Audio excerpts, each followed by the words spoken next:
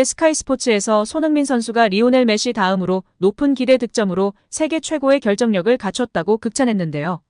스카이스포츠 특집 방송에 출연한 다니엘 스터리지와 캐러건은 2016년도 시즌 이후 손흥민보다 기대 득점 대비 실제 득점이 더 높은 선수는 메시뿐이다. 손흥민이 얼마나 대단한지 보여주는 기록이다.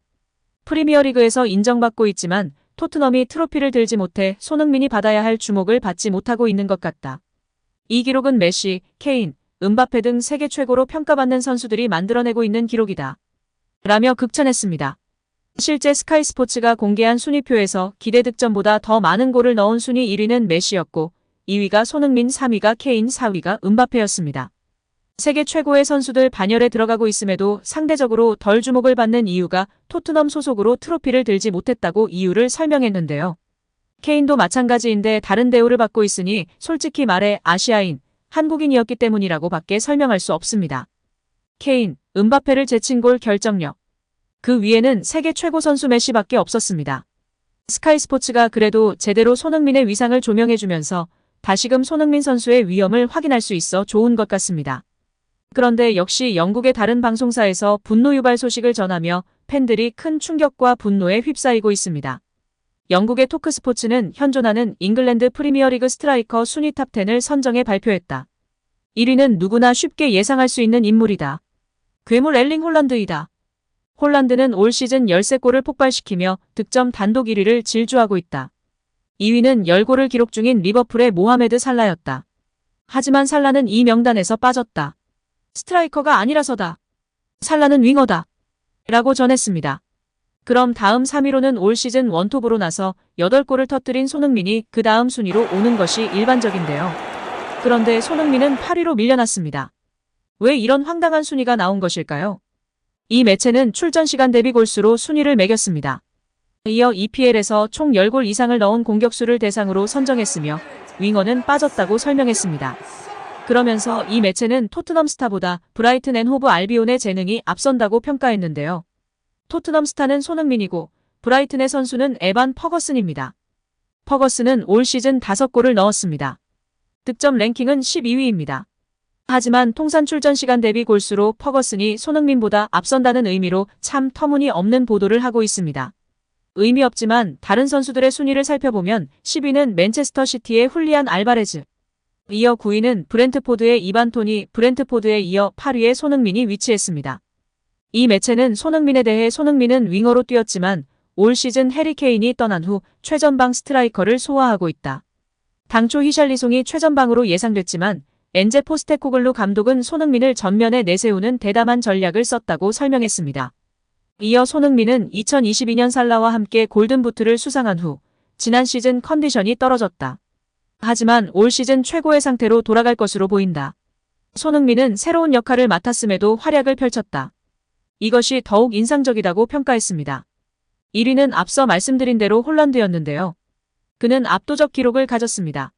무려 78분 만에 한 골씩 넣었습니다.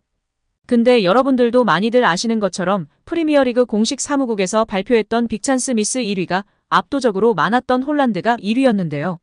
이번 기록과 함께 보면 정말 맨시티가 압도적으로 상대팀을 요리하면서 혼란을 지원해주고 있다는 사실이 더욱 커지는 것 같습니다. 시간 대비 득점 1위인데 빅찬스 미스도 1위이니 얼마나 떠먹여주는 것인지 잘 알 수 있었습니다. 앞서 스카이스포츠에서 이야기했던 게 진짜 공격수의 능력 아닐까요? 기대 득점 대비 더 많은 골을 넣은 순위 1위가 메시, 2위가 손흥민, 3위 케인, 4위 음바페였습니다. 제발 이런 기록이 영국 전역에 더 많이 보도되고 해야 할 텐데요. 기대 득점 대비 골을 더 많이 넣은 선수가 전 세계 통틀어 손흥민 선수가 2위입니다. 이 엄청난 기록이 더욱 빛을 발했으면 좋겠네요. 우리 손흥민 선수 부상 조심하시고 이번 A매치에서도 다치지 않고 행복 축구하길 응원하겠습니다. 한편 클린스만 감독의 이번 월드컵 2차 예선 2연전을 앞두고 발언한 내용이 주목받고 있죠. 소집 후 기자회견에서 클린스만 감독의 발언에 화제가 되고 있는데요. 클린스만은 싱가포르와 중국 모두 쉽지 않은 상대다. 경기 결과를 봐도 알겠지만 방심은 모른다. 바이에른 뮌헨이 3부팀에 탈락하기도 하더라. 앞으로 다가오는 두 번의 10월 A매치 역시 쉽지 않을 것이다. 방심하지 않겠다고 다짐했습니다. 공격 축구를 추구하는 클린스만 감독은 감독으로 어린 선수 개개인의 능력을 살리는 것이 중요하다고 본다. 개인 기량의 성장을 돕겠다라면서 이강인만 해도 6개월 전과 지금이 천지 차이다. 거기다 명문 클럽 파리 생제르맹에서 꾸준히 뛰는 것이 더 고무적이라고 밝혔습니다. 클린스만 감독은 여기에 다른 공격진도 좋다. 황희찬과 손흥민 역시 잘하고 있다. 여기에 내 친정팀에서 뛰고 있는 정우영 역시 잘하고 있다라면서 아마 내 부임 이후 최고의 경기가 콜롬비아전이라고 생각한다. 그런 축구를 계속 보여주도록 하겠다고 선언했습니다. 어느 대표팀이나 한 대회가 끝나고 다음 대회를 준비할 때 4년 동안 많은 준비를 해야 한다. 어린 선수들이 어떻게 성장하고 노장들이 은퇴하고 이런 순환이 이루어진다. 이런 선수 중에서 자리를 잡게 도와야 한다라고 발언했습니다. 이어 여기에 팀의 중추 손흥민이나 김민재, 이강인이 B클럽서 뛰다 보니 대표팀에 대한 기대가 커지고 있다. 자연스럽게 아시안컵에 대한 기대치가 높은 것도 이해한다. 우리는 아시안컵서 목표는 무조건 우승을 설정해야 한다. 다른 팀들도 좋지만 우리는 우승이라는 목표를 설정하고 동기부여가 될 것이다. 다가오는 11월 월드컵 예선부터 진지하게 대비하겠다라고 덧붙였습니다. 또한 현재 대표팀의 풀백 라인이 다른 포지션에 비해 나이가 많은 편인데요. 이에 대해선 지난 월드컵서 한국을 잘 지켜봤다. 여러 어린 선수들을 살펴보고 있다. 지속적으로 지켜보고 있다라면서 풀백이나 수비형 미드필더에 대한 고민이 많은 것은 사실이다. 각 포지션마다 최소 3명의 명단이 있다. 만약 기존 선수의 부상이 생기면 어느 선수를 발탁할 것인지 고민하고 있다고 말했습니다. 이어 지난 U20 월드컵서 한국이 4강이라는 좋은 성적을 거뒀다. 하지만 그 선수들 중에서 몇 명이 뛰고 있는지 의문이 든다. 일부 선수들이 해외에 진출했지만 일부 선수들은 국내에서 기회를 얻지 못하고 있다. 만약 K리그였다면 이강인을 과감하게 썼을 수 있었겠는가? 국내 K리그에서는 어린 선수를 쓰지 않는 것 같다. 어린 선수들을 지켜보고 있다고 덧붙이며 K리그가 어린 선수들을 잘 중용하지 않아 어린 풀백 찾기가 힘들다고 핑계를 댔습니다. 이어 일부 포지션은 무조건 K리그 선수를 뽑아야 되는 것은 맞다. 어린 선수를 발탁하려고 한다. 나도 K리그를 보고 차두리 코치가 이 경기를 자주 커버하고 있다.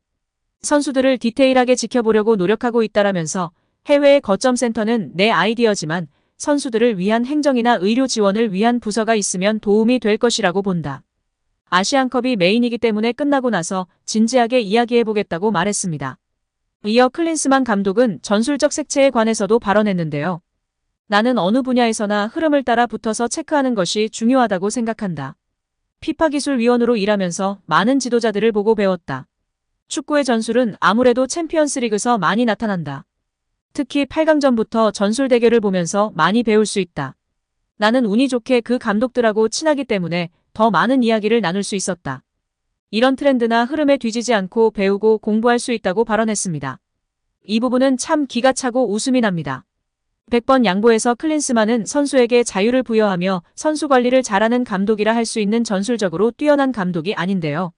이는 전문가부터 일반 축구팬까지 심지어 대표팀 내 선수들도 알고 있는 사실입니다. 이전에 조규성 선수가 대표팀 관련 인터뷰를 하면서 클린스만 감독의 장점으로 전술적 역량이 뛰어나지 않으나 선수들에게 자유를 부여하며 편안하게 해줘서 좋은 기량을 발휘할 수 있게 해준다고 발언했었습니다. 오늘 영상은 여기까지입니다. 끝까지 시청해주셔서 감사합니다. 늘 건강하시고 더 좋은 영상으로 찾아뵙겠습니다. 구독과 좋아요도 잊지 마시고 부탁드립니다. 감사합니다.